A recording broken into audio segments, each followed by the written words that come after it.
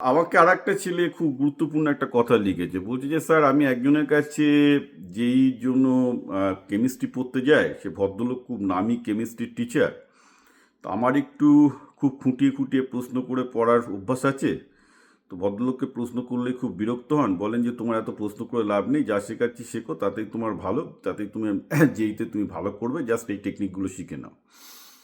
এবার স্যার আমার একটু কী করা উচিত? আমার না, তুমি বিজ্ঞান যেভাবে পড়ছো, যেভাবে গভীরে গিয়ে পড়ছো, যেভাবে প্রশ্ন তুলে পড়ছো, সেভাবেই করো, ওটাই হচ্ছে শেখার আসল পদ্ধতি।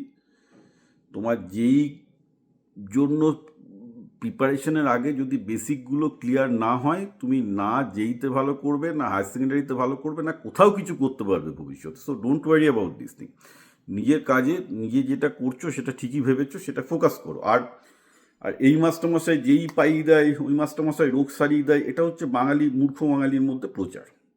যেসব মাস্টারমশাইদের কাছ থেকে ম্যাথ, ফিজিক্স বা কেমিস্ট্রিতে লোকজন, মানে যেগুলো মাস্টারমশাইদের নাম ডাক হয়ে গেছে, তোমরা সেই সব মাস্টারমশাইদের কাছে যাও, অথবা সেই সব ছেলেদের কাছে যাও। আমি বলবো যেসব ছেলেগুলো পাচ্ছে, যেই তাদের কাছে গিয়ে দাও, তাদেরকে জিজ্ঞেস করো যে তাদের যেই মেন্স বা অ্যাডভান্সে ভালো রেজাল্ট করার পেছনে তাদের মাস্টারমশাইদের ভূমিকাটা কী।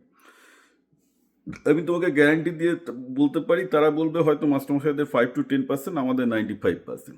একটা জিনিস তুমি ভুলে যাচ্ছ, যারা এইসব ধরো, যেসব মাস্টারমশাইরা যেইতে এসব নাম টাম করেছে, বা এইসব যেসব কোচিং সেন্টারগুলো যেইতে নাম ডাক করেছে, এদেরকে তুমি যদি একটু মাথায় বুদ্ধি থাকে এবং একটু যদি স্ট্যাটিস্টিক্স এবং সংখ্যাতত্ত্ব ব্যাপারটা বোঝো, বুঝতে পারবে যে এদের এখানেও সাকসেস টু ফেলিওর রেশিও সেই দেখবে 1 বা 2% ছেলেই পাচ্ছে, 98% পাচ্ছে না। And that is common to the other average ratio as well, মানে জেনারেলি যত পার্সেন্ট লোক পায়। সুতরাং একটা নামি দামি মাস্টারমশাইয়ের কাছে দিলেই যে তুমি পেয়ে যাবে, তাদের অ্যাডভাইস শুনলে তুমি পেয়ে যাবে, এটা সম্পূর্ণ ভুল। বরং তুমি যদি একটা স্ট্যাটিস্টিক্স নাও যে যারা যেইতে পেয়েছে, তুমি একটু দেখো যে তারা কত পার্সেন্ট নিজেরা সেলফ স্টাডি করেছে, কতটা নিজেরা সময় দিয়েছে, আর কতটা মাস্টারমশাই তাদের শিখিয়েছে। ঠিক আছে, এটা ধরে তুমি ক্যালকুলেশন করো। তো এখানে আমি একটা জিনিসই বলবো, আর একটা জিনিস খেয়াল রাখবে যে লাইফটা একটা ম্যারাথন। যেইতে কেউ ভালো করলো, তারপর যেইতে যদি কেউ খারাপ করে তার ক্যারিয়ার ধুয়ে গেল, তা নয়। আমি জীবনে অনেক ছেলে মেয়ে দেখেছি যারা বঙ্গবাসী কলেজে বা মেদিনীপুরের কোনো কলেজে কেমিস্ট্রিতে অনার্স করেছে, তারপর ইউএসএতে অনেক বড় বড় প্রফেসর হয়েছে, সেখানে আইটি যেইতে খুব ভালো রেজাল্ট করেও ছেলে পেলে কিছু করতে পারিনি। আমি নাম বলতে চাই না, কারণ এগুলো সব আমার সার্কেল। তো ওইভাবে ভাববেই না, তুমি একদম যে সাবজেক্টে গভীরে গিয়ে পড়ছো, কিউরিওসিটি নিয়ে পড়ছো, সেটা চালিয়ে যাও। মাস্টারমশাইদের কথা শোনার কোনো দরকার নেই। রেজাল্ট ওরিয়েন্টেড পড়ার থেকেও জানা এবং বোঝাটা সবার আগে দরকার, I am clearly telling you.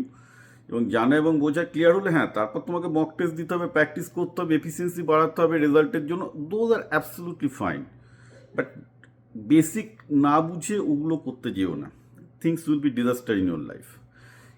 Even যাই হোক না কেন, পৃথিবী বদলে যাক, তোমাকে যদি আইটিতে নাও পাও, তবুও তুমি বুঝে যাও, যে লোকটা বুঝে পড়বে, যে লোকটা গভীরে যেতে পারবে, আজকে দুনিয়াটা তারই।